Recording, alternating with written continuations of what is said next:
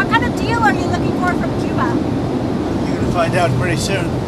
We're talking to Cuba, and you'll find out pretty soon. And one of the things I want taken care of, and one of the groups I want taken care of, are the people that came from Cuba that were forced out or left under duress, and they're great citizens of the United States right now.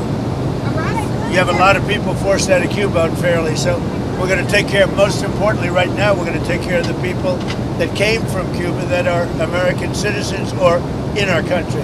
Well, Cuba's in bad shape. Cuba relied on Venezuela for oil and for money, and nobody really knows what's going to happen with Cuba. They're doing very poorly. They're really third world all the way, and we have a lot of great Cuban Americans, and I would say Marco fits very solidly into that category. And I might ask you to say a few words about, we were discussing it before, Cuba is a very different, they don't have energy, they don't have oil, but they would live off of the oil from Venezuela, and what they do have is very strong people and very powerful people militarily, and they would protect the people running Venezuela, and they would take in a lot of money from Venezuela. Now they don't have that. They won't be taking in any money. So, Marco, what do you think?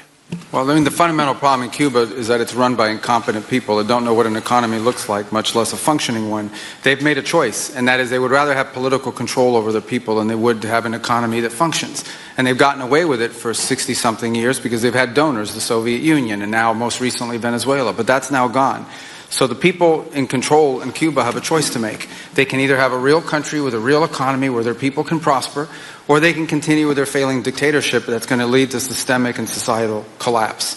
So it's a very stark and dramatic choice, and it's one we hope to make the right one. We don't have an interest in a destabilized Cuba, but that would be their fault because they refuse to allow the people of Cuba to have either economic or political freedom for that matter. And you have a lot of people in this country that want to go back to Cuba and help Cuba. A lot of people have left, they came in penniless, they didn't have anything, and they've become very rich people in our country, and they want to very much go back and help Cuba. So that's something that Cuba has that a lot of other places don't have.